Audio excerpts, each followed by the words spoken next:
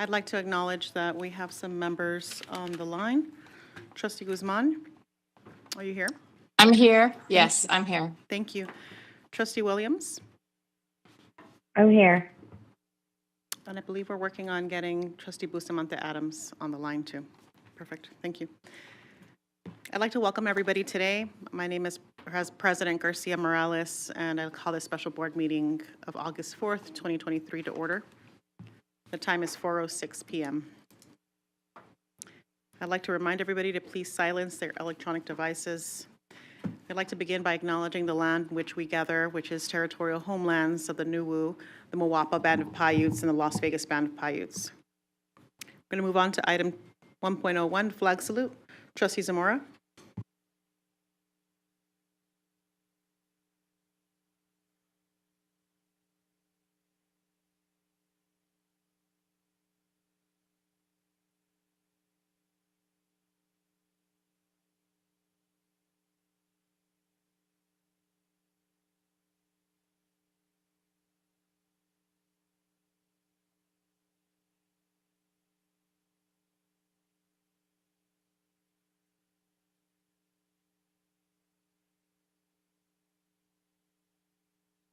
Okay, thank you very much. Moving on to item 1.01, Trustee Brooks will make the motion to adopt the agenda.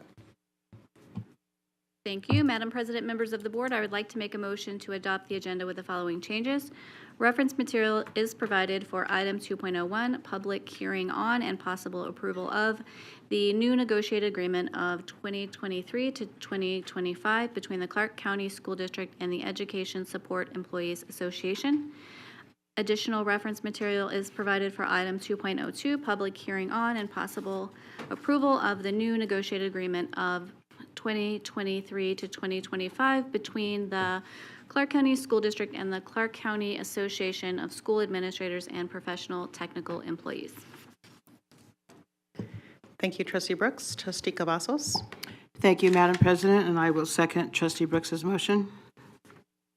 Thank you, Trustee Cavazos. Colleagues, we have a motion by Trustee Brooks and a second by Trustee Cavazos. Please cast your vote. Trustee Williams.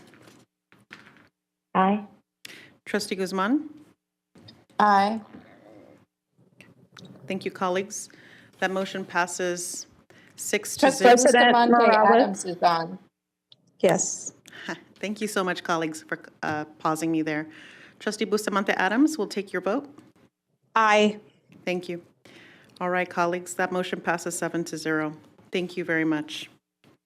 Okay, we're ready to move on to item 2.01, the public hearing on and possible approval of the new negotiated agreement of the 2023 to 2025 between the Clark County School District and the Education Support Employees Association.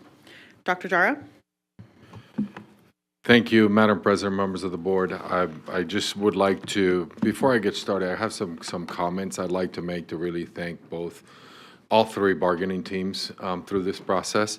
I apologize that I know that we had been updating the board through the process, and reference material was just added recently for ESEA, but the bargaining teams were just finalizing, making sure the language was appropriate for both teams to make sure that our employees were compensated, and worked the last couple weekends to just really, so thank you for the partnership to really compensate our employees the money that's well deserved, and I know KASAPI as well.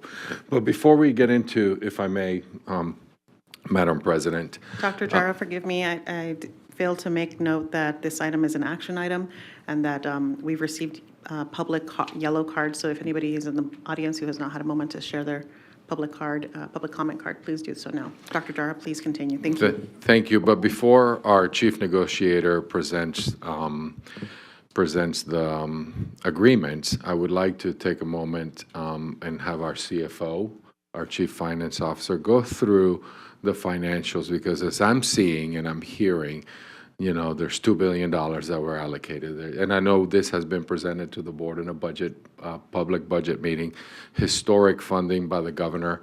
But there's a lot of moving parts around SB 231 and a lot of misinformation that's been put out there. But I wanted to give that opportunity for our CFO to go through that before, and then also how we came about the allocation of dollars for compensation for our employees. This was your priority and the community's priority to update and the compensation for our employees, but then also what's left to bargain, what the amount of money that is left for the rest of the bargaining units. And we're very close with our POA and PAA That'll be coming soon, but I wanted our CFO, if he can go through the numbers and the total cost. So, Mr. Gowdy, can we pull up the, Cindy? Thank you.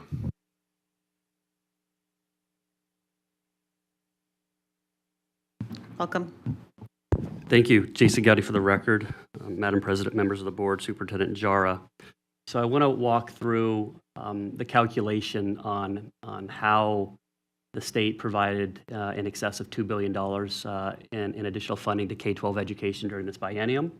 Also walk through what that means in totality for CCSD, talk about some of the operational components that required us to spend some additional money, as well as some the impact of the currently proposed to be reviewed and possibly approved tonight negotiated agreements with KASAPI as well as ESEA, and ultimately where we end up.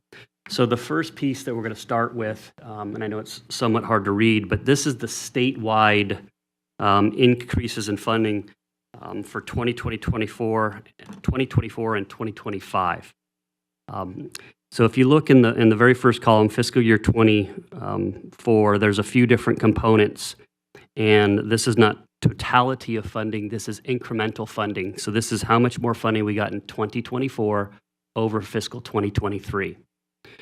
That is comprised of the pupil-centered funding plan adjusted base, weighted funding, auxiliary, which is transportation primarily for us, local portion of special education, which is part of the pupil-centered funding plan, and the state portion of the state special education fund, which didn't change. So with that, there's almost $1.1 billion that was provided to the state from the governor's recommended budget, and then ultimately from the legislatively approved budget, which did increase the governor's budget slightly. So due to the fact that it is a biennium, essentially that money gets counted twice in how you calculate the overall biennium increase, because you get that money in year one, you also get it in year two. And so that biennium impact is ultimately showing that for the biennium, that money is really in there twice. So that means that the biennium impact is actually $2 billion. For fiscal year 25, we've talked about this, the state front-ended the funding. And so it's lower, but it's still approximately $243 million. If you add the fiscal year 25 plus the biennium impact of fiscal 2024, that is about the $2.4 billion that the legislature and governor's office were talking about increasing K-12 education.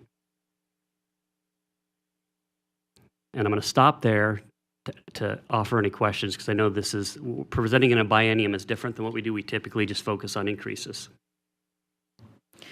Thank you, Mr. Gowdy. I'm going to kick off the questions and then allow my colleagues to jump in. I want to just take for the record that this is attachment, D, for colleagues who may be online and want to reference this material.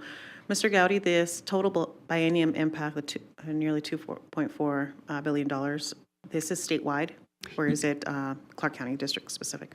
Jason Getty for the record, this very top part that we're starting with is statewide. So this came from the documents from the state showing the incremental funding over each year, and we just compiled that together. Very good. And this, the next step before, I know that you gave us a break to ask questions, but you're going to go into what CCSD has been potentially projected to be allocated. Jason Getty for the record, yes. Okay, thank you. Trustee Brooks? Thank you, Madam President. Could you explain the difference between the adjusted base and the weighted funding, and how that is supposed to be allocated to pupils? Great. Jason Getty for the record, Trustee Brooks. The difference is the pupil-centered funding plan adjusted base is the amount of funding that we get for every student. This is the pupil-weighted funding plan. So they start out with a base, and there are a couple of minor adjustments that are made to it based off locations and things like that to come up with an adjusted base. That is the $9,045 that we presented in the last budget meeting. That then is essentially available to, one, operate the district, two, provide funding to our schools under the strategic budgets, and there's some schools that are funded with regular budgets. The weighted funding is somewhat restricted and is broken into three major categories: EL, for English learners at risk, for those in the lowest quartile from a grad score perspective, least likely to graduate, and then also for the gifted and talented. Those funds, while they are part of the pupil-centered funding plan itself, the model, they are segregated from the individual funding that applies to all students. This applies only to education learners. It only applies to at-risk and only applies to GATE. Okay, thank you, Mr. Gowdy. Colleagues on the phone, Trustee Guzman, do you have any questions at this time? I am going to be abstaining from this vote, so no. Thank you, Trustee Guzman. Trustee Williams? I don't have any questions. Thank you. Thank you. And Trustee Bustamante Adams? No questions at this time. Thank you. I believe we're ready to keep going through the presentation into the CCSD's impacts. Thank you. Great, thank you. Jason Gotti again for the record. So the next section talks about the total increases in funding that CCSD got under the pupil-centered funding plan adjusted base and special education and other. I've separated out weighted, and I'll explain why as we go. So the first piece is the pupil-centered funding plan adjusted base. We received incremental funding of approximately $492 million. Our other funding sources, which is fairly minor, had a slight decrease. So in essence, we ended up with about $491 million more available in fiscal year 2024 than we had in the prior year. Again, applying the biennium impact of that to show the totality, we simply double that. That becomes the $981 million. In fiscal year 2025, we received incremental funding of approximately $132 million. And that's under the pupil-centered adjusted base funding. Virtually nothing else changed at that point. We have not yet technically updated our other revenues. We will when we present, but they're incremental, or they're minor. So if you look at the total for the biennium, adding the 981 and the 131, CCSD, under the pupil-centered funding plan, funds that are subject to bargaining, totaled about $1.1 billion. The next area, these are the... Mr. Gowdy, Yep, forgive sorry. me. Do you mind pausing Nope, here for a second? absolutely. Thank you.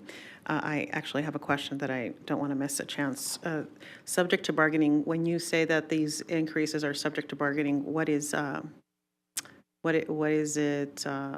mean? So there's a couple pieces. When you look at NRS and the NAC, they have specific components which are subject to bargaining. Ending fund balances, budgeted ending fund balances under 12 or 16.67%. Some of the language is different in some of the laws, but essentially those are not subject to bargaining. Additionally, through the pupil-centered funding plan, the weighted funding that's noted down below is not subject to bargaining. Those are provided based off of needs of schools, of students at schools, and those schools then, for EL, they can use EL and at-risk, they can use those for Victory and Zoom services, and GATE is dedicated solely to GATE programs. And is this reoccurring money? Do we expect to receive this in perpetuity? Jason Getty for the record, we do. The pupil-centered funding plan has language in it that essentially requires the funding for the pupil-centered funding plan to not be less than the prior year, and it must increase either by the amount of the state's general fund increase or inflation adjusted for enrollment. And additionally, if there is a recession or something that does cause funding for the state to decline, we do have the stabilization account, which is essentially people refer to as the education rainy day fund, but it's the stabilization account that would be utilized to supplement funding to school districts. So in those times, they actually would not have decreases in funding. So we're locked in to this amount through the state, through NRS, and can only get more reoccurring funds, but this has been codified in NRS. It is clear. Correct, yes. Okay, thank you. That's all I have for now. I don't see any questions. Thank you. Please continue. Okay, so the next area, and I'll focus on 2024. So during the presentation for the final budget, we noted that there were a number of increases that we knew we were going to incur in 2024. PERS is one. Inflation, we know that. Utility increases. Everybody knows that everybody in this valley had tremendous increases in both their gas bills and electricity bills. And there were some other increases related to some of the bargained items that happened during the middle of this last year, and we needed to incorporate those in. That totaled right around $85 million. And essentially, again, the biennium impact becomes $171 million. So what that did is meant that we had, after the $490 million that we got from the state, we dedicated funding for items that we knew we were going to incur of about 85. That left us with the $405 million that, again, was presented a couple of times related to how much we had available for operational changes as well as negotiations. If you look at 2025, we do have some additional increases in there. We know that there will be inflation. We do know that utilities outside the inflation typically increase a little bit more, so we have built in some of those for the 2025 right now to the tune of around $20 million. So with that, going down to the next line, the net available for operations and negotiations. We talked about the 405 that's available in 2024. Moving over to 2025, there's an incremental amount of $112 million available for negotiations in 2025 above what we spent in 2024. So the next line is that from that initial amount of money, we have allocated we have allocated $50 million to differentiated pay for personnel in special education schools as well as hard-to-fill schools. We will be working on the definition of hard-to-fill. Our intent is that Transformation Network will be a key focus, but that might not be the only area that we address, depending on how we negotiate. So that's $50 million that we're dedicating to that. That will be essentially, when we talk about differentiated pay, that's going to be additional pay for personnel in those schools. Additionally, we had an increase in PERS due to the new law that passed that required substitutes, once they reach a certain number of hours, they become eligible for PERS. That will probably cost the district somewhere in the neighborhood of $9 or $10 million. And we have that built in. And then given the fact that even after we built in some utility increases earlier, our final bills came in even higher, and we've seen some rate increases proposed by NV Energy that caused us to build in another $5 or so million into this piece here. As we go through the agreements, the increases related to the proposed negotiated agreements, subject to board approval and ultimate ratification, is around $104 million in fiscal year 2025. And so essentially at the very bottom of that would leave $237 million available for ongoing negotiations or any other operational changes. Sliding over to fiscal year 25, ESSER funding ends fiscal year 2024. We've talked about the cliff many times, and we started planning for it. One of the most significant direct impacts to students will be the loss of funding that we currently utilize to fund our one-to-one device program. And so we have dedicated a portion of that funding in that year to ensure that we can keep that program. There are some additional funds that will be required, and we'll be working on identifying those over the next several months. Additionally, the increases to the KASAPI and ESEA agreements for additional increases in 2025 total right around $34 million, which ultimately is just about $52.5 million available for negotiations or operational changes in fiscal 2025. And I'll stop then again. Thank you, Mr. Gowdy. Colleagues, at this time, we're going to ask a couple of questions. We're going to ask questions so far of what we've been presented since the beginning. Any additional questions? Also go with colleagues on the air. Trustee Williams?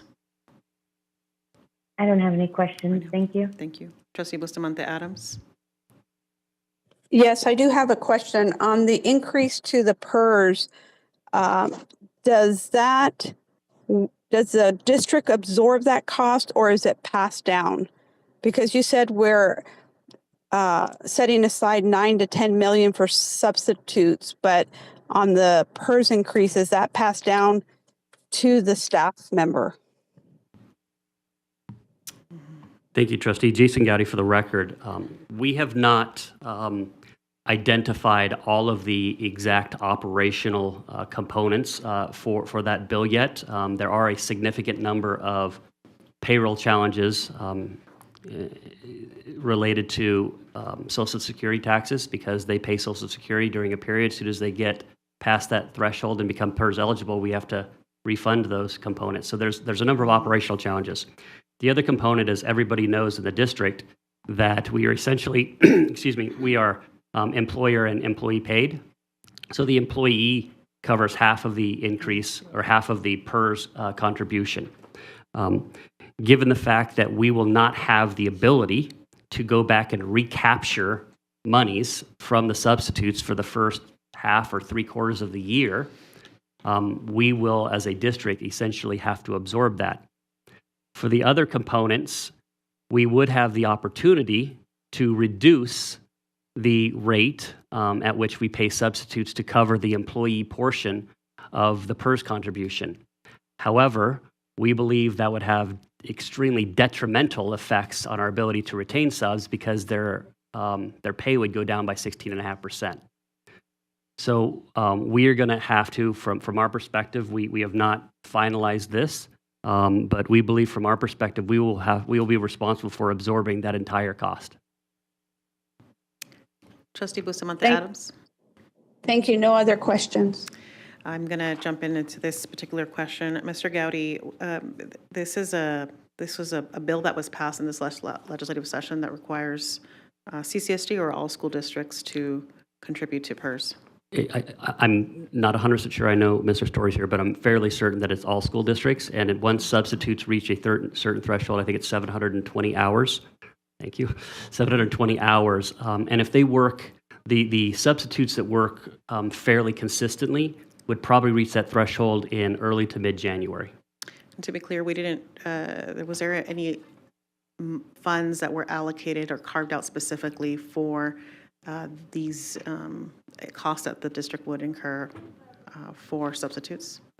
Jason Gowdy for the record, no, there was nothing specific. Again, the pupil-centered funding plan is this primary source of funding, and that is not carved out, but there was not additional funds that were dedicated to the district related to this. Thank you for that clarity. Trustee Cavazos?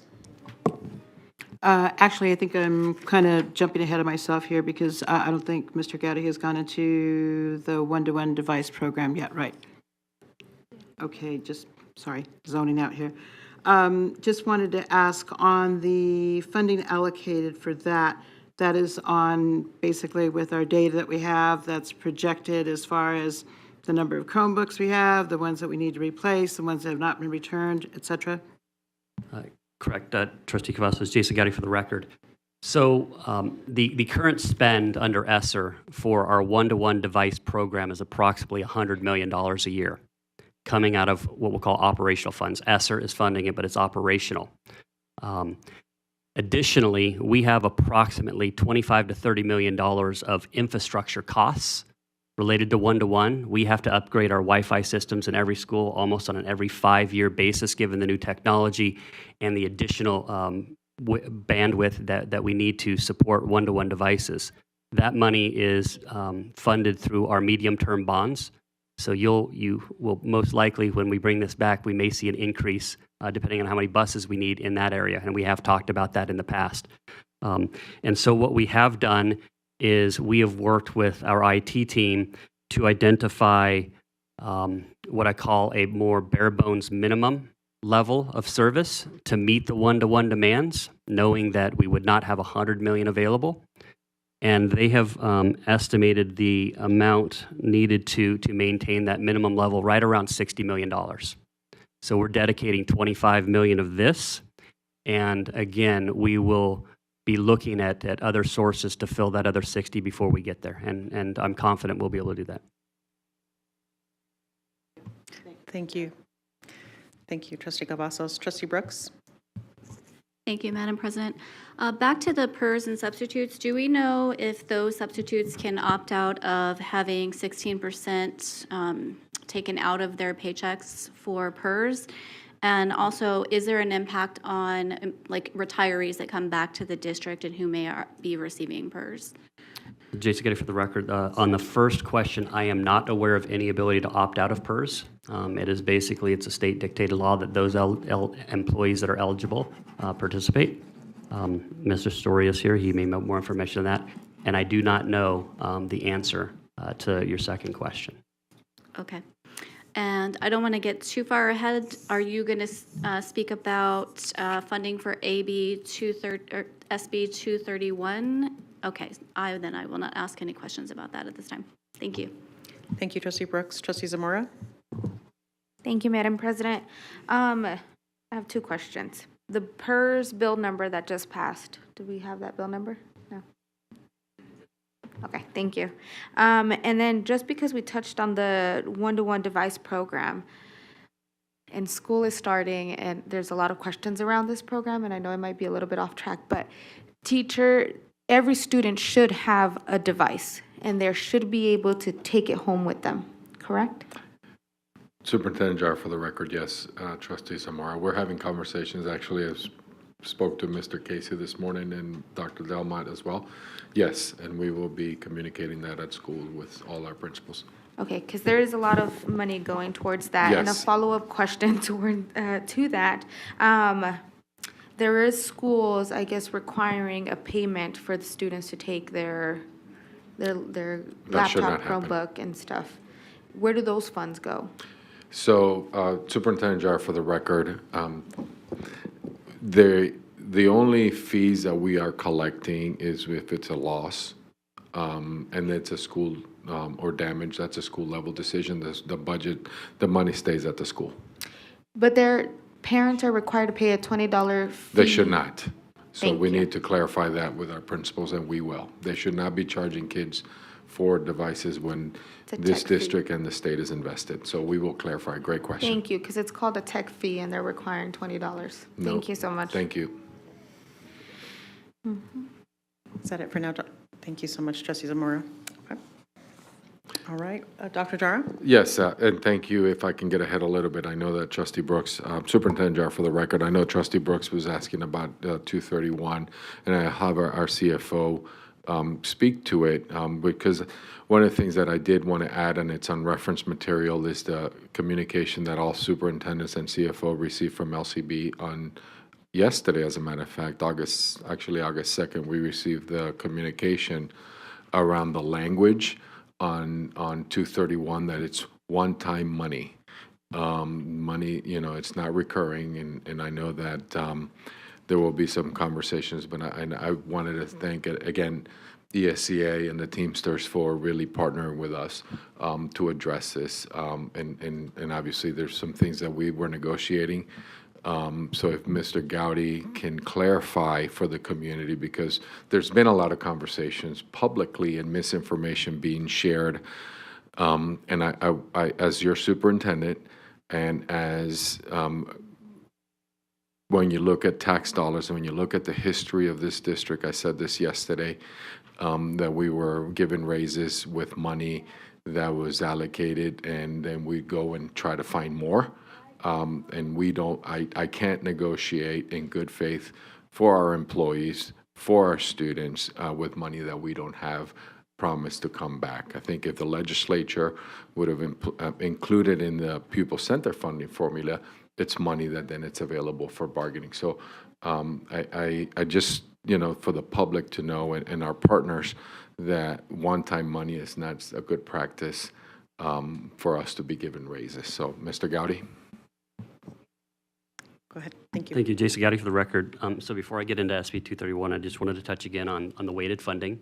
The reason, as I mentioned earlier, that that's separated out of these components, because the law is clear that that is not subject to collective bargaining. It is dedicated to those students of need. and there's 3 primary categories of need that I discussed earlier. We didn't talk much about special education. In the pupil-centered funding plan, special education is what we call, at least most of the CFOs, a quasi-weight. It's not technically in the plan itself from a weight perspective, but the way that the weights do fund is that they go based off the highest ratio. They start with special education. So if you're a special education student, you're not eligible to receive, or the schools don't receive funding for any of those other students that may be EL and or at risk or even GATE. Secondarily, EL is the second highest weight. And so then all EL students that are not special education students are funded. And then the next is at risk. This is the first year the at-risk weight increased above GATE, which is a step in the right direction.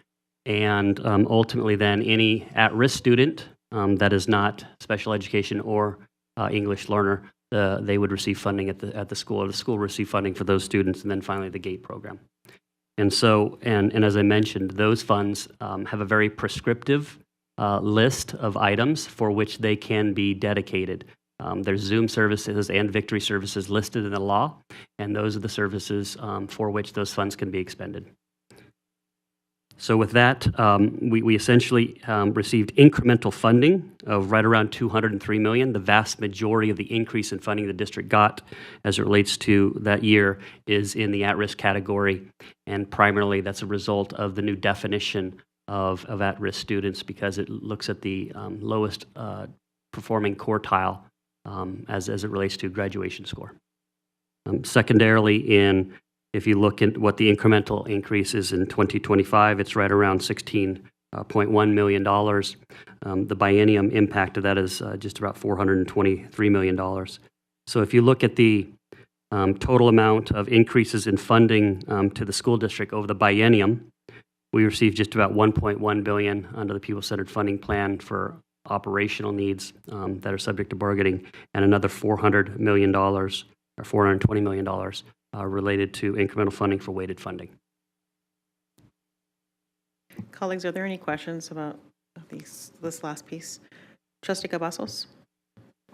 Thank you, Madam President. And I wanted to thank Mr. Gowdy and the negotiating team that, I know that we received a lot of additional reference material this morning, like 74 pages worth, and I really appreciate the way that you are going through this. I wanted to follow up on something that Superintendent Jara had said, and just to make sure that, as Dr. Jara had said, that, what the public is perceiving and everything, is that normally when we do receive money from the legislature, it usually is on a biennium status. Is that not correct? So would this be different this time, because we can't, in other words, we can't fund things with money that we don't have, correct? But if we're being given this money, we are basically saying that we don't have a guarantee that in 2 years that the legislature would give us more money so that we could continue all of this. Is that what I'm understanding? So, Jason Getty for the record. So, Trustee Garcia-Morales asked a similar question earlier, and there's a huge distinction between the pupil-centered funding plan funding and SB 231 funding. It is normal, right, that there is funding based off a biennium, because constitutionally, one legislature cannot bind another legislature to certain acts, right? So that is true. The pupil-centered funding plan itself, which is in NRS, has specific components tied to it that essentially deem it as a recurring source of funding. Now, that law could be changed in the future, could be repealed and replaced with something else. But as the law stands now, we cannot receive less funding than we did this year, and it has to actually increase based off inflation, the state funding levels, as well as enrollment. And so that's where we have reasonable assurance and very high reasonable assurance that that money will continue, maybe not in perpetuity, but certainly be available for us the next go-around. When there are funding mechanisms that are very different, meaning SB 231 specifically, that is a very clear one-time source of funding. And so what has happened is if they had carved or included that additional $250 million into the pupil-centered funding plan, we would be able to use that for raises in perpetuity. Because of the fact that we only get $250 million over a very short period of time, and then that money technically goes away. The law is very clear on that. Now, can the legislature renew that bill? Yes. Could they create another bill that provides more or something different? Yes. But we don't know that. And to put the financial stability of the district at risk, hoping that something like that happens, is not sound financial practice. Thank you so much, Mr. Gowdy. I can't thank you enough for putting that on the record and for your extended explanation. I appreciate it. Thank you.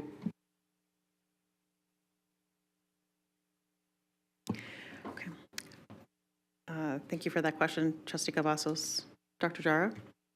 Superintendent Jar, for the record, and I just want to make sure we're clear that the $250 million is for the 17 school district. It's not for Clark County. Dr. Jara, that's 17 school districts across the state.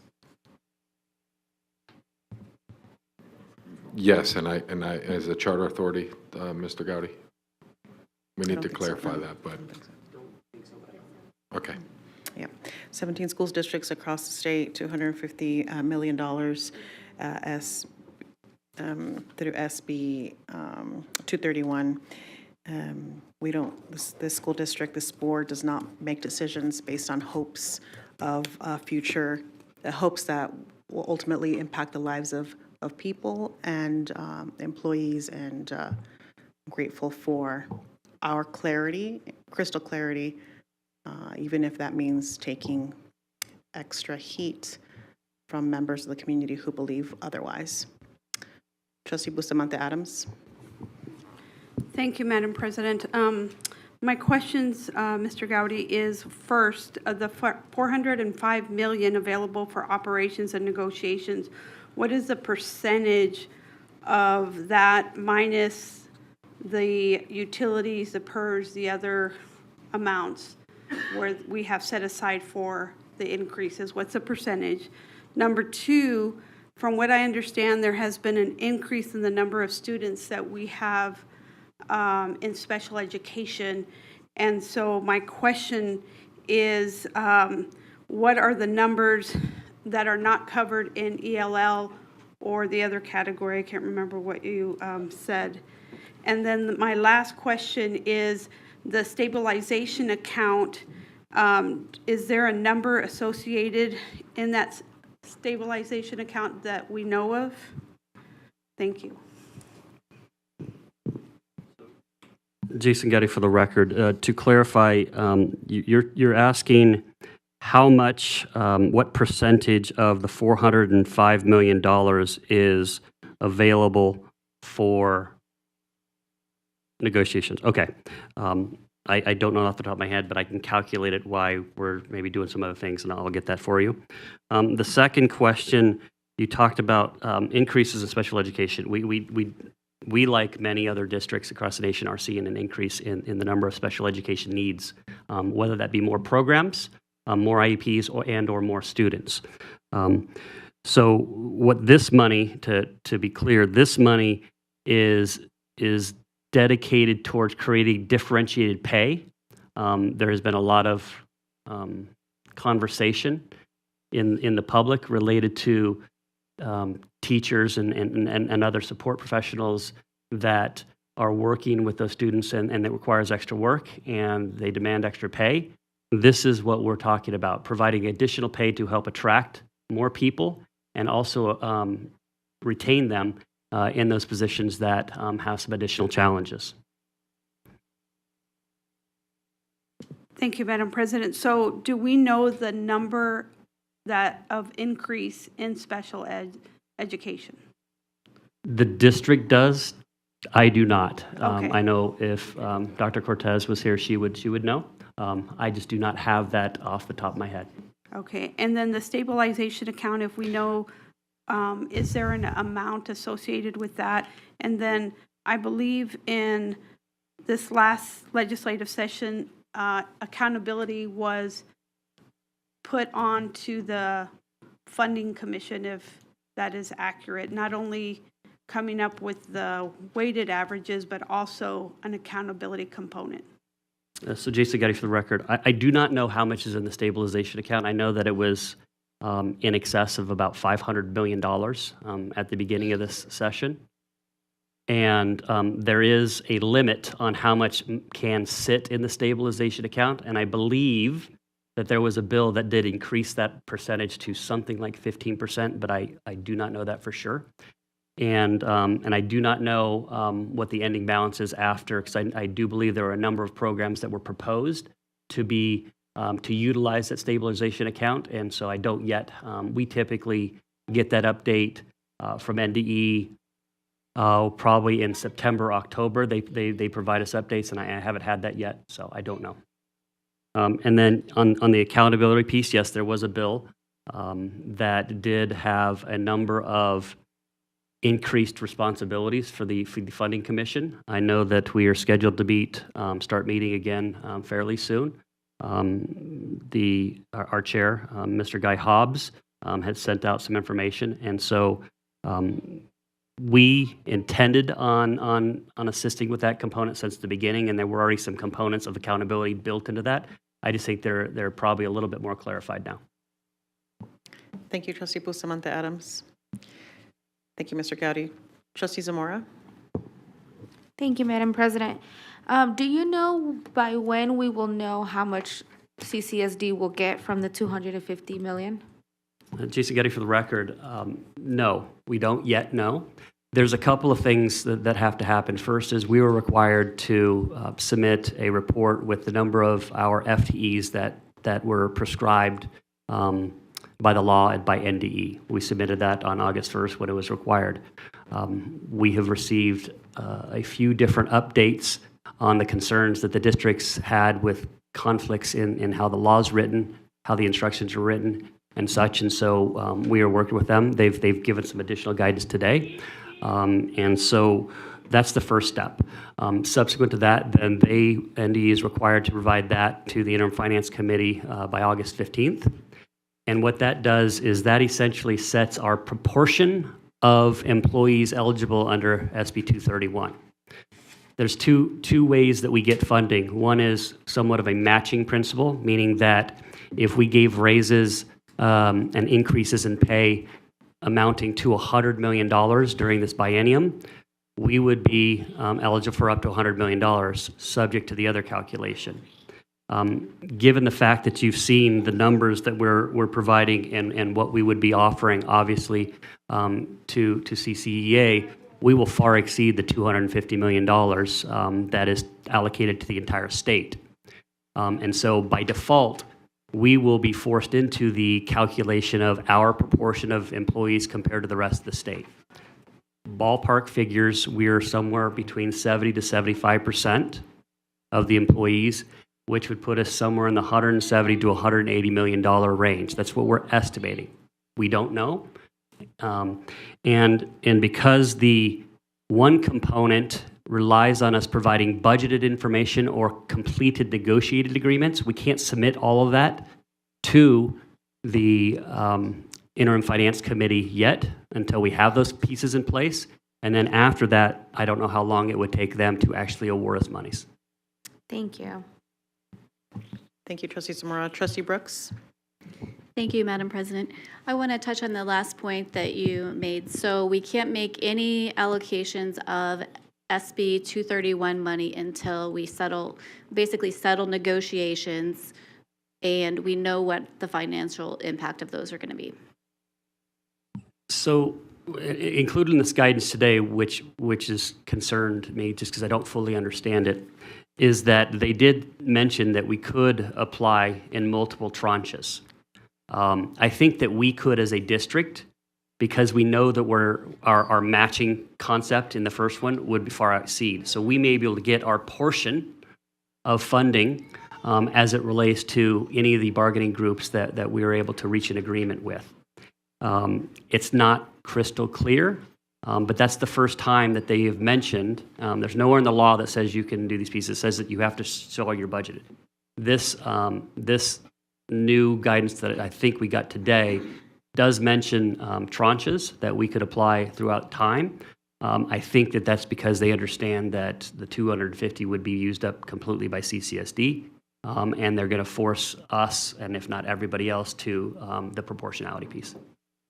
Thank you. And then I want to touch on proportionality. When we entered negotiations, you had a ballpark amount of money that was available. Do you feel that that is the intent to distribute that proportionally to employee groups? Jason, for the record, may I clarify, you're talking just specifically 231? Broadly, okay. more broadly. So there's two pieces. One, we'll talk about the bargained funding. It has been clear over the past several years that the guidance of the board has been equity and proportionality. And so that is how we established the levels of funding within the different groups that were proportional. There is, per the guidance for SB 231, they were very clear that there is no requirement for a specific proportionality. However, they did note that they would consider the proportionality in their decision to grant funds, and they have the authority to do that. And so again, I think that while the law did not call that out, the letter from LCB talking about what IFC's, the Interim Finance Committee's responsibilities, roles, and authorities are, I think there is a very strong intention that it should be proportional. Thank you. And then last question is, you've been here a while. You entered, we've been here together. You entered the district at a time where we had a lot of financial turmoil. I think that's fair to say. What, in your opinion, based on your experience with deep financial experience, what is the potential impact of overcommitting ourselves financially to funds that are promised and not delivered later? Jason Getty, for the record, it is absolutely poor financial management. And I don't believe that all of the challenges that we walked into together at the beginning of time were necessarily caused by poor financial decisions in certain areas. There were political aspects that were forced upon us. There were some very, very large contracts that were agreed to right somewhere around 2015, for which there was not sufficient recurring funding. Under the old Nevada plan, it was a lot less guarantee that you were going to get more. And that those decisions and agreements that I know that it wasn't just the district. I know that there were some political aspects to it as well, that we entered into it essentially almost financially devastated the district, where we had, as we've talked about, $6.6 million sitting in our reserves. Since then, we have become very disciplined. We have had a lot of assistance from the legislature in funding. We've gotten significantly more funding, not just in this time, but it's been more consistent. The pupil-centered funding plan really helps us address the needs of student, which was the key. And that's allowed us some additional monies that we can then not have to move out of our general population of funds, because they're targeted just for those students. And then I think, as I mentioned, that the focus of the board to look at the future and ensure that we know what we can afford and make decisions based off that, rather than the hopes and dreams that somehow we'll get more money. Thank you. I also appreciate all you do for the district. Thanks. Thank you, Trustee Brooks. Colleagues on the line, are there any questions? If so, please jump in. I don't have any questions. Okay, thank you. Thank you so much. Okay. I am, Mr. Gowdy. Yeah, Jason Getty, I just want to, I've covered most of the notes in the discussions. You had great questions, so you covered my notes. The first one was just about 231. I think that we've covered that. Additionally, the one-time funds, I just wanted to mention ESEA as well, right? That those are one-time funds. Now, they were multiple over a number of years, but they terminate. And so, again, applying the recurring costs with those, we have been very careful. We've been very careful with the positions, and that's why we've dedicated some additional funding for the IT positions and the Chromebooks and things, knowing that those are recurring costs. The last note, because there's a lot of talk about recruiting, retention, and trying to provide additional funding. So as everybody's well aware, the district did attempt to utilize ESSER funding for one-time incentives to recruit and retain teachers at our highest need schools, which are our transformation network. Additionally, we had in place an agreement that allowed us to pay relocation bonuses to recruits, for teaching recruits to come to our district from outside the district. And again, because we were able to use the ESSER funds, we were utilizing that as well. So those are a couple of major things that we attempted to continue that were not approved. Mr. Gowdy, is another item that was not approved, was that the additional minutes to certain schools within the, can you speak to that as well? Yes, Jason Getty for record. So under our current agreement, we have the traditional 7-hour, 11-minute day. And then there are a number of schools that go through a waiver process to increase 19 minutes. That's just one aspect. There's a number of different reasons it actually could go more than 19 minutes of additional instructional time with students. There's been testimony on the record at the legislature by a number of groups, and we have certainly provided information that those additional incremental minutes are incredibly valuable for the students. Unfortunately, through the process, we were unable to get those waivers approved, and through the communications, we had to adjust operations significantly in order to accommodate that. I know that was a loss of pay for the staff who would have benefited from those extra minutes. So of course our students and their academic achievement, along with families who had to completely change their schedules because of start times and end times changed. Okay.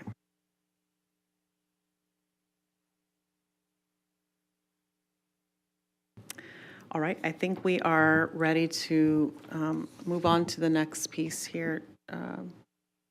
Dr. Jara? Yes, Madam President, members of the board, thank you. And I apologize to those who came to speak on 2.01 and 2.02. But I felt that it was important to clarify and clear the record, but also the investment that this board is making on our employees' compensation for our partners, especially. I think it's symbolic, the 2.01 with ESEA being up front. I know this has been a priority of this board since I arrived to settle their contract first. I think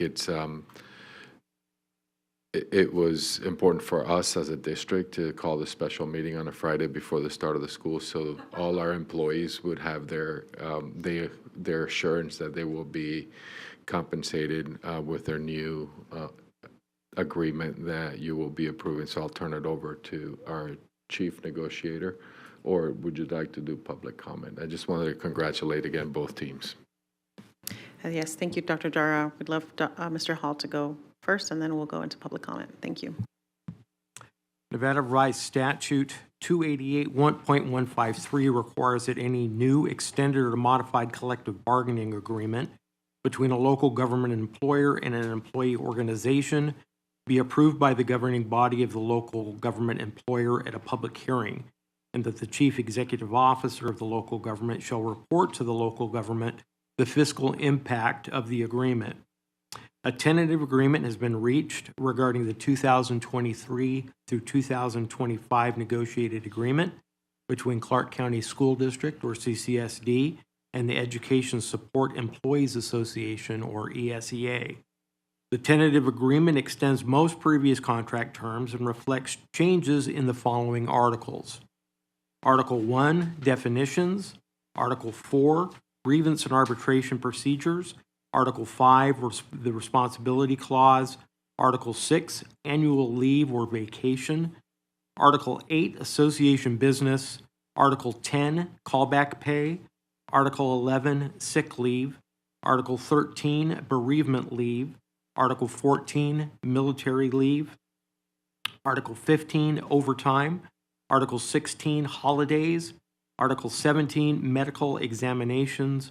Article 18, dues deduction. Article 19, pay grades.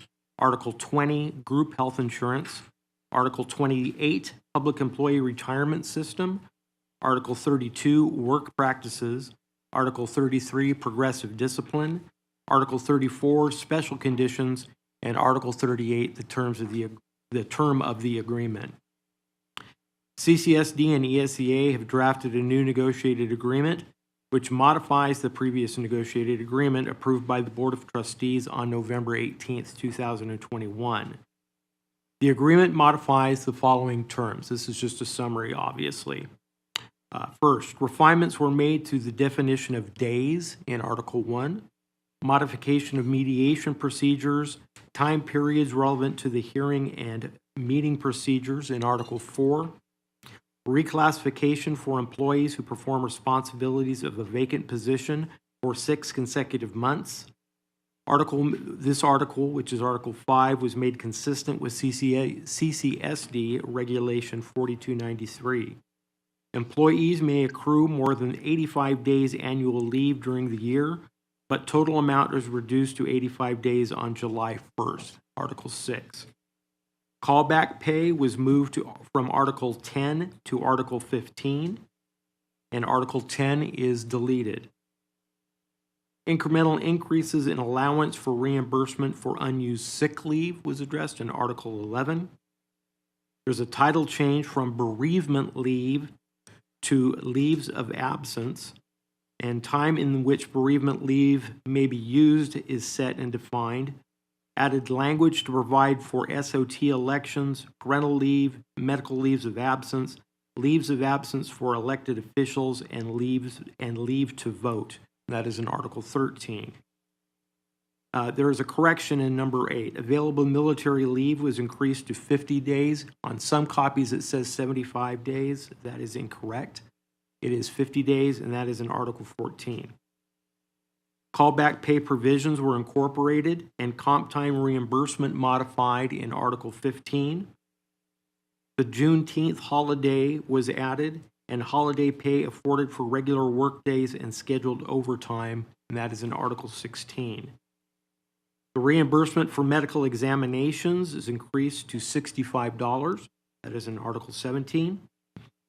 A salary increase is provided in the amount of 8.65%. That is including the 1.875% PERS increase, which has already been added in year 1, and a 2% increase in year 2. Additionally, a minimum hourly pay is increased to $15, and step increases are given in each year of the contract. That is in Article 19.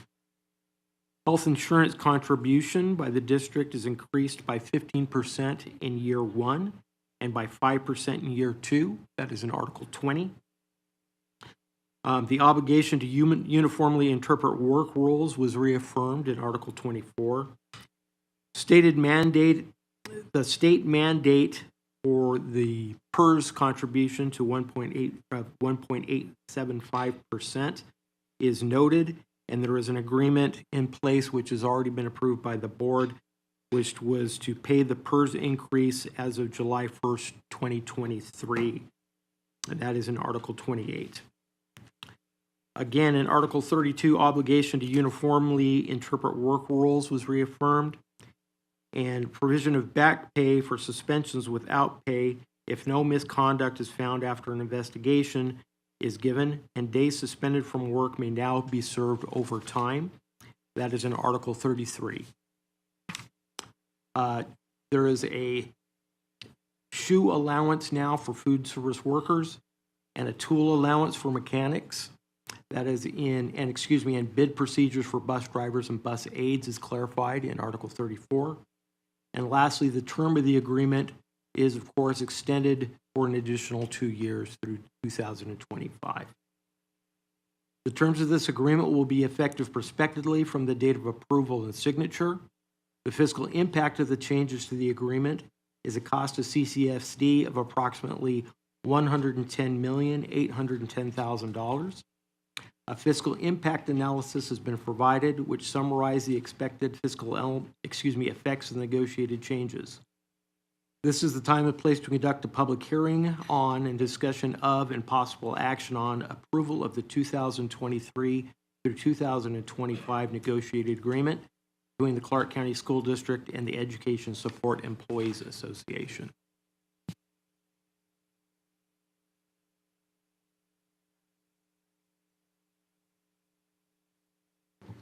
Thank you, Mr. Hall. We're going to go ahead and go straight to public comment, if that's okay, colleagues. And then we'll have some discussion. Okay. We'll begin with individuals who signed up in advance. Autumn Tampa and Walter Jones. Welcome. Autumn Tampa, speaking as an individual. I want to thank Mr. Gowdy for that excellent financial presentation. I think that was really important information for the public and community and employees to know, because it took me many, many years to understand where the money comes from and how it works. So thank you for that. I want to thank everyone involved with negotiations for the ESEA CCSD contract. I want to say thank you to ESEA President Jan Giles, the ESEA Teamster negotiating team, Superintendent Jara, the CCSD negotiating team, and the CCSD Board of Trustees. Of course, I always would love more, but I am very grateful for what this new negotiated agreement is giving. I'm excited for the cost of living raise because I think it's the highest one that support professionals have ever gotten. And I'm going to tell you what, it's going to help me quite a bit. So I thank you for that. I'm excited about bumping employees who are under $15 up to $15. And I'm glad that the longevity is back in play. Unfortunately, I probably won't make it to that, but I think it'll be good for people who are at that point. Let's see. And of course, I encourage everyone to vote yes, but I'm pretty sure you will. So thank you for all your hard work, everyone involved in this process, and thanks for being here. Thank you, Autumn. I don't see Mr. Jones here. We're going to keep going. We've got a couple of other individuals who have signed up in advance. Fred Horvath. I hope I said that right. Brittany, followed by Brittany. Sure, Jan Giles. Sure, Jan Giles, followed by Brittany, Swordscheller, and then Fred.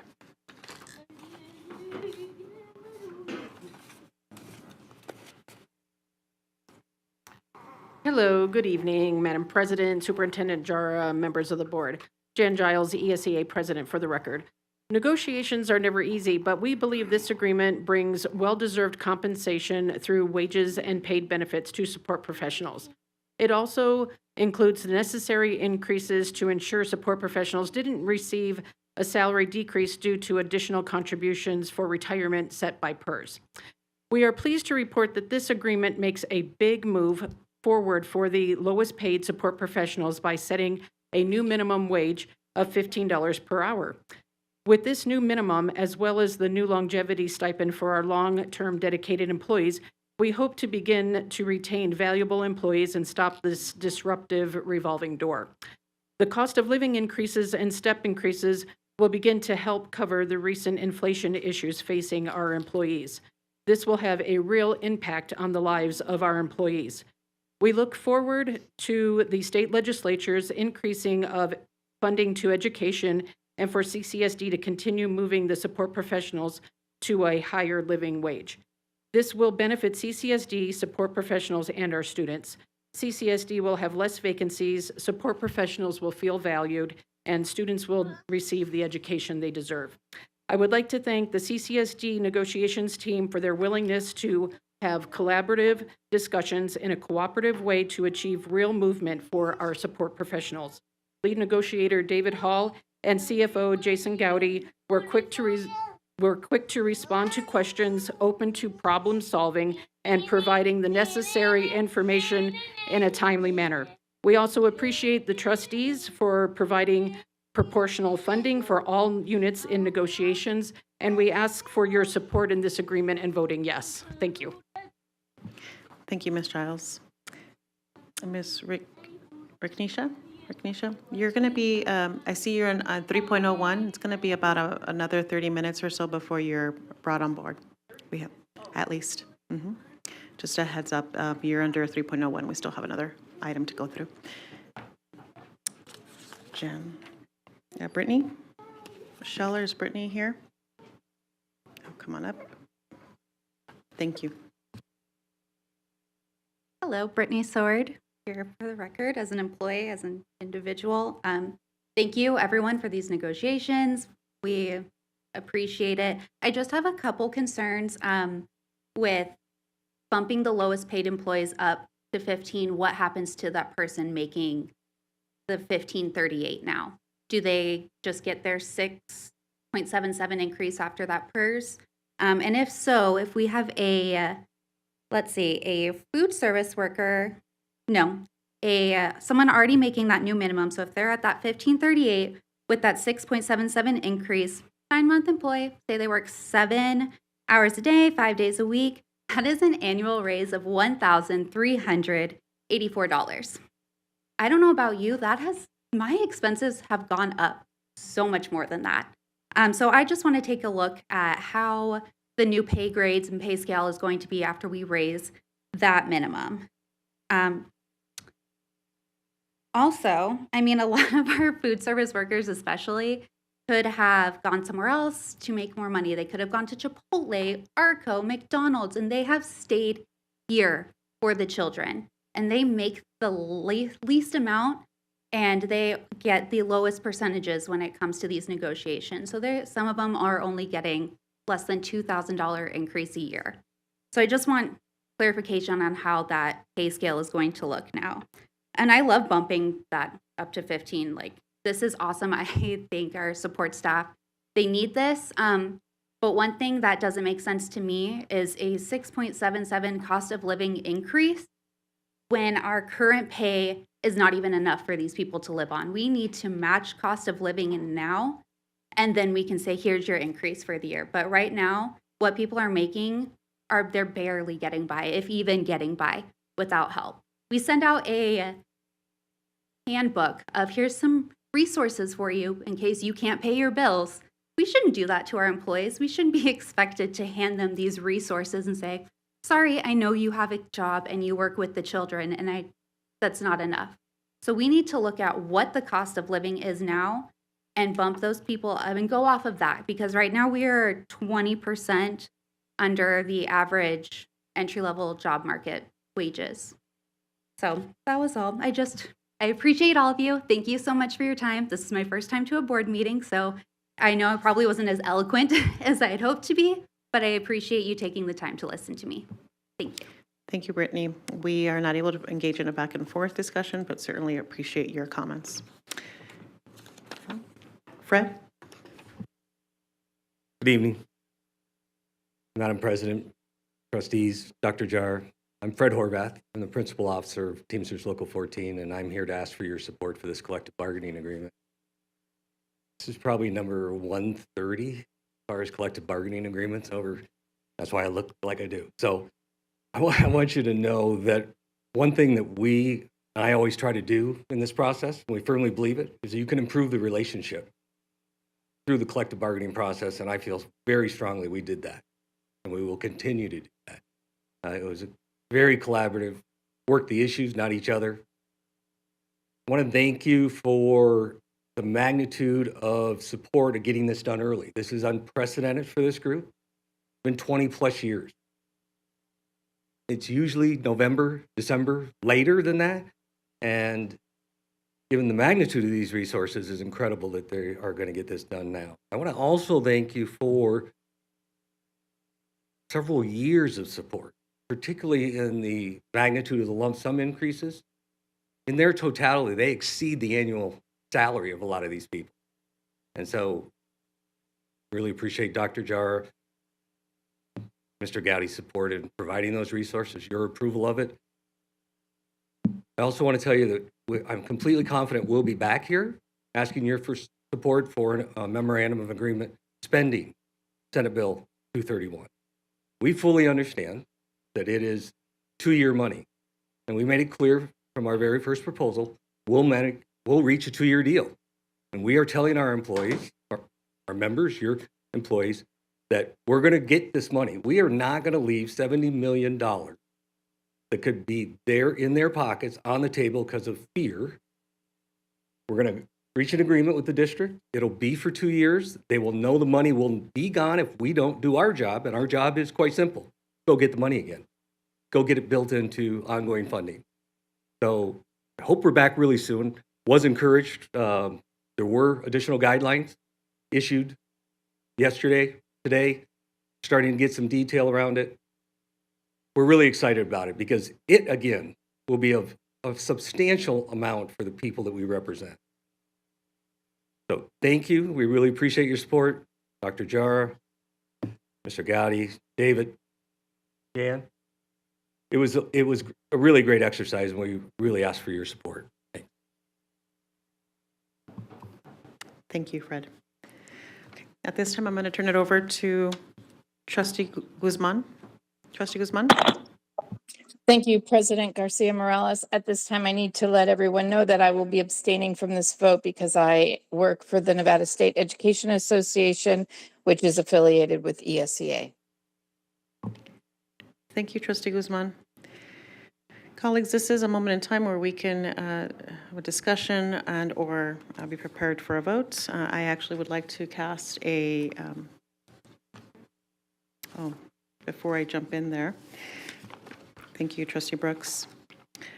Now that we've heard all of the public comments, the public hearing is now closed. So this time, colleagues, I'm looking for a second to my motion. I'd like to make a motion to approve the new negotiated agreement of the 23-25 school years between the Clark County School District and the ESEA Support Employees Association. Trustee Cavazos? Thank you, Madam President. It is with great pleasure that I second your motion and really appreciate the comments made tonight by our employees. Thank you. Thank you, Trustee Cavazos. Colleagues, we have a motion on the floor by me and a second by Trustee Cavazos. Please cast your vote. Trustee Williams? Aye. Thank you. Okay, we can see the results. Colleague, that motion passes 6-1, 6 approved to 1 abstention. And that motion passes. Thank you so much for the vote. Thank you to ESEA and Teamsters for your commitment and dedication to our school district, to our students, and for your collaboration and your relationship, and for your leadership. Thank you. Okay, colleagues, Mr. Hall, you still stay with us for a little bit longer? You ready? Okay. Thank you, colleagues. We're going to move on to item 2.01. That's the public hearing and possible approval of the new negotiated agreement of the 23-25 school years between the Clark County School District and the Clark County Association of School Administrators and Professionals, Technical Employees. Before I continue, is there anyone who has not had a chance to complete a public speaker card? That's a yellow card. If you haven't and you'd like to speak and you'd like to do so, please do so now. Otherwise, once Mr. Hall begins, we will not be able to collect additional public comment. Okay. And similarly, we are going to hear the presentation by Mr. Hall, and then take public comment, and then we'll move our colleagues to discussion and a vote. Okay. Mr. Hall, thank you. Thank you, Madam President, trustees, Superintendent Jara. Nevada Revised Statute 288.153 requires that any new, extended, or modified collective bargaining agreement between a local government employer and an employee organization be approved by the governing body of the local government employer at a public hearing, and that the chief executive officer of the local government shall report to the local government the fiscal impact of the agreement. A tentative agreement has been reached regarding the 2023 through 2025 negotiated agreement between Clark County School District, or CCSD, and the Clark County Association of School Administrators and Professional Technical Employees, or KASAPI. The tentative agreement extends most previous contract terms and reflects the following changes to articles. Article 5, mileage. Article 12, extended leaves of absence. Article 15, workday. Article 16, work year, Article 17, holidays, Article 18, vacation, Article 20, professional compensation, Article 21, health and welfare benefits trust, Article 22, public employees retirement system, Article 25, reduction in force, Article 30, administrator's contract of employment, and Article 32, terms of agreement, and Article 33, school principal staffing authority. KASAPI and CCSD drafted a new negotiated agreement which modifies the previous agreement approved by the Board of Trustees on October 28, 2021. The new agreement modifies the following terms. The term of the agreement is extended for an additional 2 years until June 30th, 2025. That is Article 32. The terms of the agreement are incorporated by reference into the employment contract of administrators for an additional 2 years. That is in Article 30. The protections of the Family Medical Leave Act and military leave laws, and specifically incorporated into the agreement in Article 12. Mileage stipends for those working more than 40 miles from their residence are increased in Article 5. Citations to Assembly Bill 469 are changed to NRS 388G.610. That is in Articles 12, 16, 25, and 33. Stipends for assistant principals and student success coordinators for athletics and activities are prescribed in Article 15. Salaries are raised by 10% in the first contract year and 2% in the second contract year. Employees receive column advancement in each contract year, and that is in Article 20. CCSD will increase the health insurance contribution by 8% in the first contract year and by 5% in the second contract year. And there is a statutory change in PERS contribution, which is reflected in Article 22 of the contract. The terms of this agreement will be effective prospectively from the date of approval and signature. The fiscal impact of the changes to the agreement is a cost to CCSD of approximately $42,110,000. A fiscal impact analysis has been provided, which summarizes the expected fiscal effects of the negotiated changes. This is the time and place to conduct a public hearing on, discussion of, and possible action on approval of the new negotiated agreement between the Clark County School District and the Clark County Association of School Administrators and Professional Technical Employees regarding the negotiated agreement for 2023 through 2025. Thank you, Mr. Hall. At this time, we will take public comments. Mr. Horn, come on up.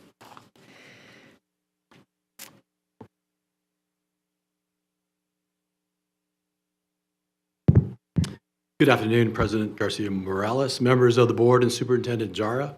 My name is Jeff Horn, and I'm the Executive Director of the Clark County Association of School Administrators and Professional Technical Employees, also known as KASAPI. We represent nearly 1,500 site-based and central office administrators. I'd like to take this opportunity to thank Superintendent Jara, district leadership, and our KASAPI negotiation team, specifically KASAPI President Jennifer Black and KASAPI past President Greg Cole. Negotiations are rarely enjoyable.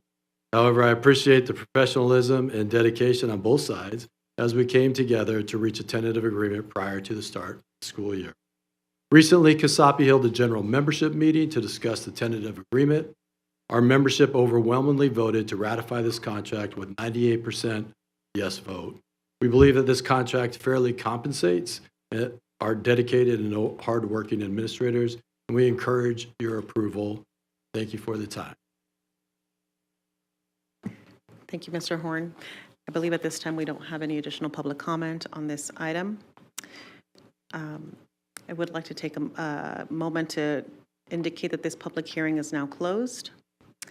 And to KASAPI, to our CCSD negotiating team, Dr. Jara, thank you for your leadership in this space. Thank you for your commitment to ensuring that we could get to an agreement before the start of the school year. It means a lot to have partners who are willing and willing and committed to ensuring that our students are set up, our families are set up, that our staff are set up especially.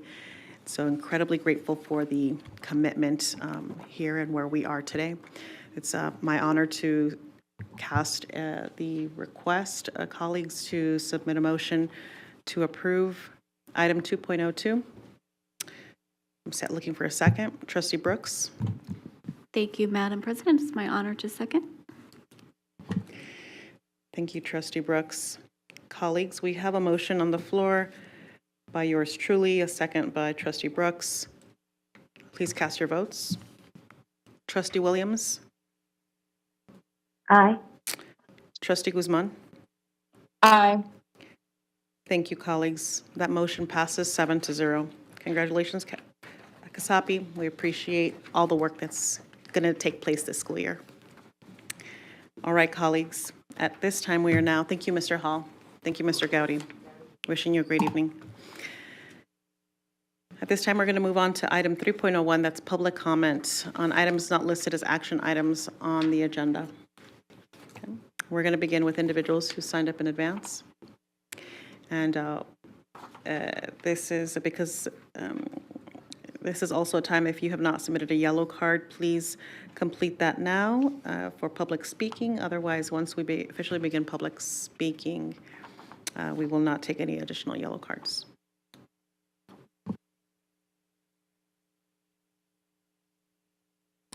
All right, everybody, we're going to start with Autumn Tampa. Come on up, followed by Mr. Bayless and Kelly Edgar.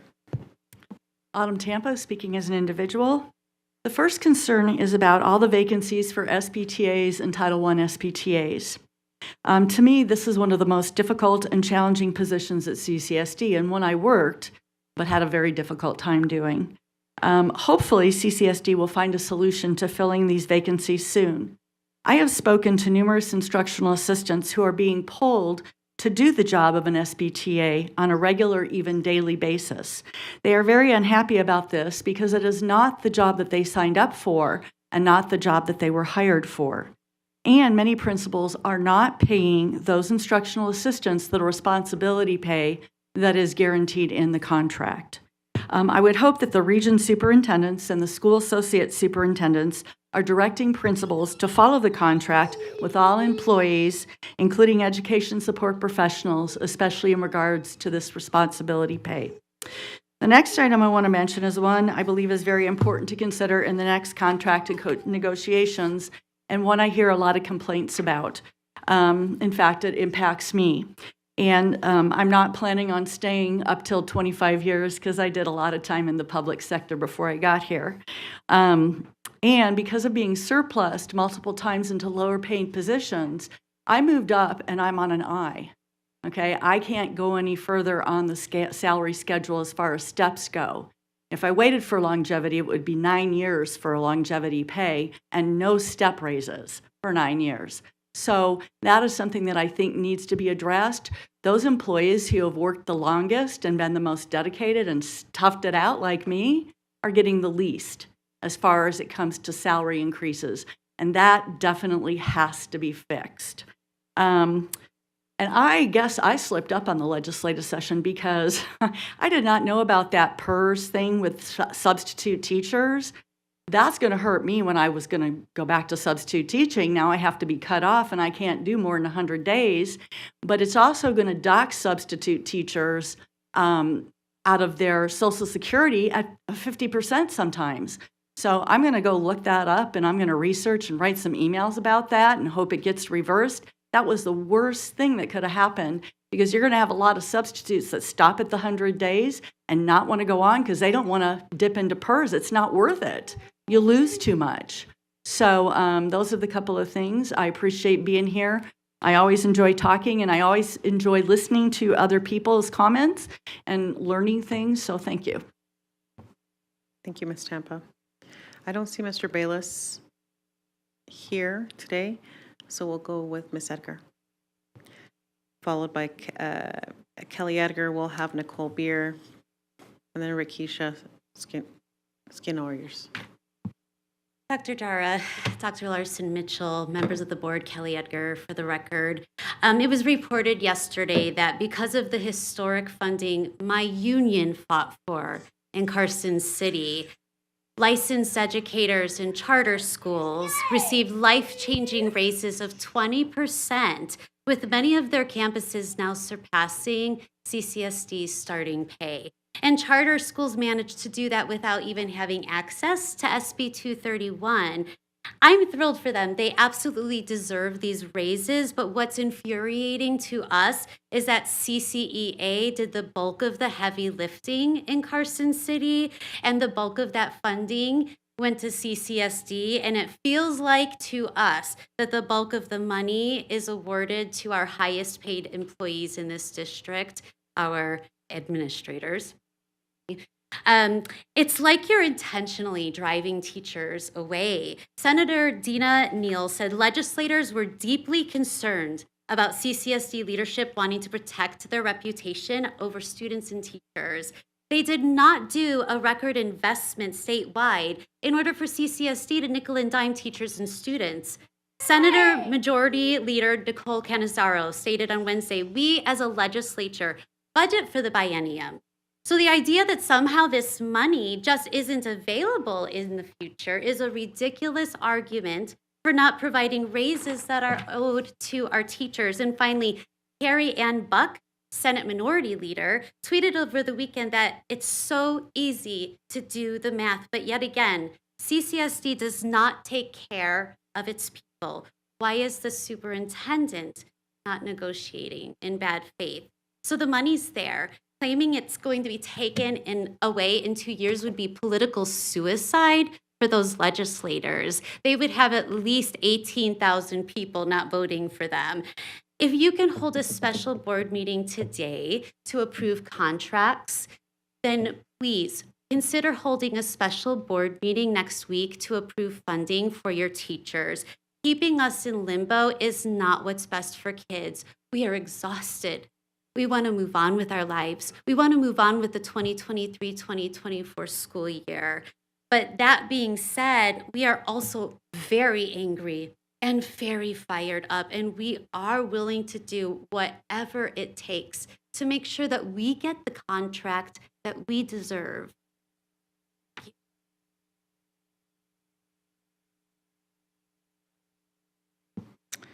Ms. Beers? Ms. Beer. Excuse me, Nicole Beer. Hi, Nicole Beer for the record, coming to you as a private citizen and a proud teacher librarian. I come before you today with concerns regarding the newest magnet school, NECTA.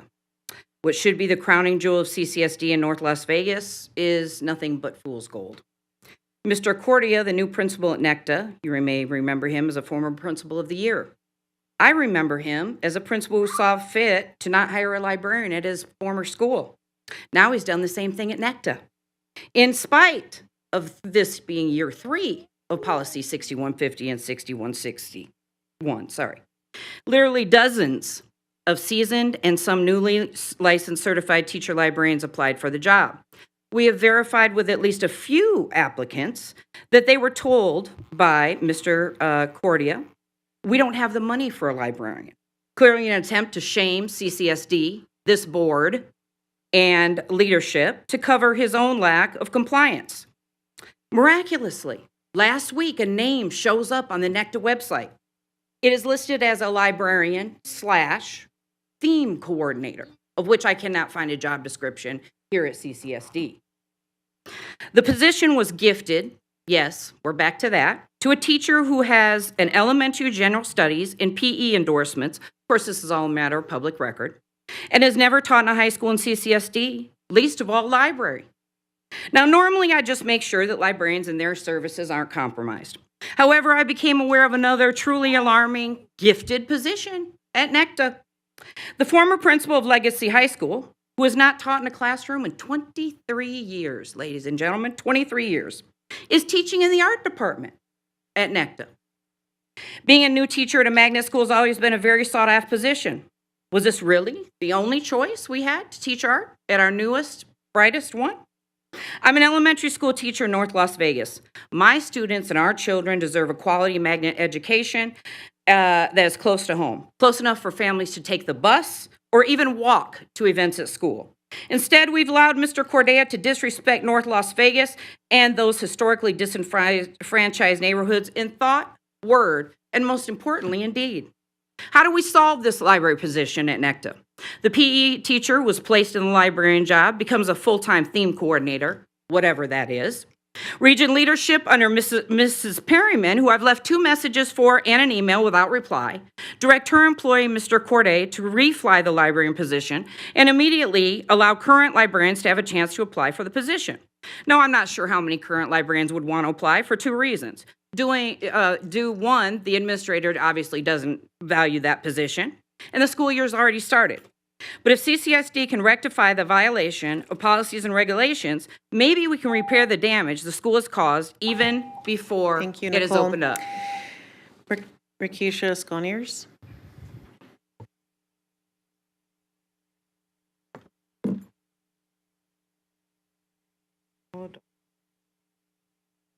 I'm here due to CCSD Region 1 refusing to thoroughly investigate an allegation of bullying.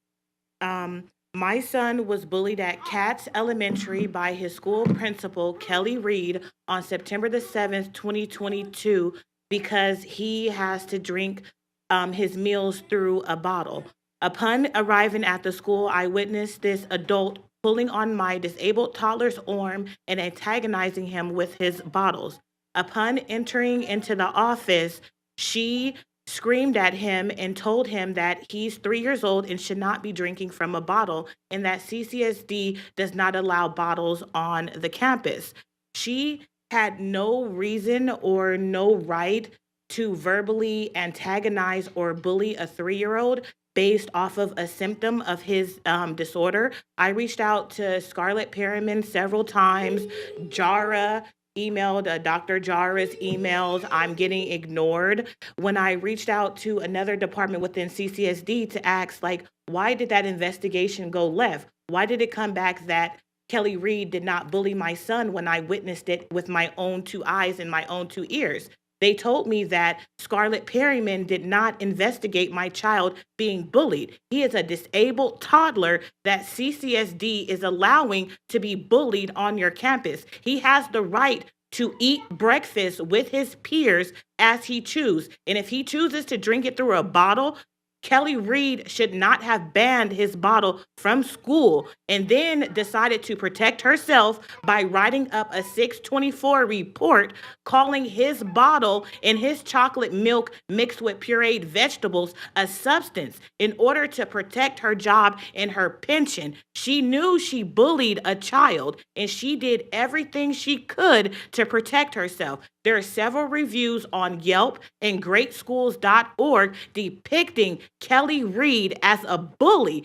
but yet CCSD in Region 1 is allowing a bully to start a new year in charge of disabled students where she clearly does not care about their well-being. My child is a bottle-fed child, which means his stomach was very much hungry and hurting after 8 hours. And this woman would allow a baby, barely 3-year-old, to starve without calling his mother after he missed lunch. If you didn't want to give him the bottle, I live less than 5 minutes from Katz Elementary. I would have flew to that school to get my son because my son is loved. He is spoiled, and I regret enrolling him at Katz Elementary because of Kelly Reed bullying him and Scarlett Perryman and Mrs. Silva, the school nurse, letting her get away with it.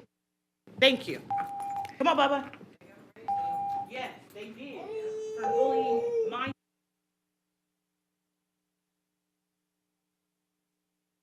I believe that, thank you, Ms. Renisha. I believe that staff has followed up with you. The last time that you spoke, excuse me, I am in the middle, I did not interrupt your remarks. The last time that you spoke, someone followed up with you, we'll follow up with you. But I believe the district has you're welcome to stay here so that staff can help address your concern, as we've tried to on multiple occasions.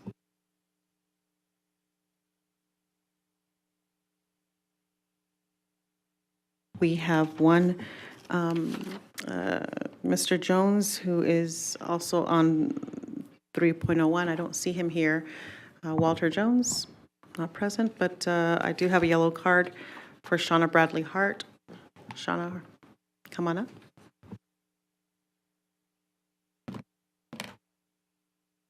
Hi, my name is Shauna Brady Hart. I've been with the district for over 8 years now. I started as a temporary food service worker and worked my way up to a manager 2. I ran a high school kitchen. But then after the pandemic, after working outside, handing out food and things like that due to some physical restrictions, I took a job as a personnel specialist with food service. So I've had the opportunity over the last 2 years to interview over 1,000 food service workers. We've hired probably close to 800 for that position. So I am very aware what the current job market is, what people are looking for, and what is holding people back from staying or getting jobs with our district. The 2 most common reasons actually there's 3 common reasons we lose candidates. The first is the length of time the background takes. So on average, it takes 8 weeks just for the background check portion. That's not screening, that's not anything else. It's just from the time they fingerprint to the time we get the fingerprints back. Unless somebody can work with the FBI and get that moving along, obviously we can't fix that part. But we can fix the other items. Our pay. Like my coworker Brittany stated, we are below the average. Nevada is 7% below the US when it comes to minimum mean hourly wage. So it just doesn't make sense that we aren't raising the cost of living more than 6.77%. These are people who worked during the pandemic, risked their lives, stood out in 120-degree weather, handing out food. We were important then, we were valuable then, but now, can you live off of $1,000 more a year? I mean, they're making, the $15 an hour is great, and I really appreciate. I think that is the best way to start it. But even for people who've been here for a while that are in steps B, C, D, E, they need more than the 6.77% raise. Another thing that stops us from hiring is the obstacles that we put in front of these applicants. I interview people who don't speak English, people who have disabilities, and we require them to jump through unnecessary hoops, like putting 7 years of work history down after COVID. I mean, this is an unnecessary step for an entry-level position. If we don't require them to have 7 years of work history, why are we making them write it down? So these steps, we need to get more of a better, sorry. Thank you, Ms. Hart. Thank you. Thank you, Ms. Brady. Okay, colleagues. At this time, we have no more public comment. We're ready to move on to item 4, upcoming meeting announcement. Our next Board of Trustees meeting is Thursday, August 10th at 5 p.m. here in the boardroom. Colleagues, I'm looking for a motion to adjourn. Trustee Brooks. Thank you, Madam President. I move to adjourn. Thank you, Trustee Brooks. Trustee Zamora. Thank you, Madam President. I will second that motion. Great, thank you, colleagues. At this time, we have a motion from Trustee Brooks, a second by Trustee Zamora. Please cast your vote. Trustee Guzman. Aye. Trustee Williams. Aye. Thank you, colleagues. That motion passes 7-0. The time is 5:45 p.m. Have a great evening.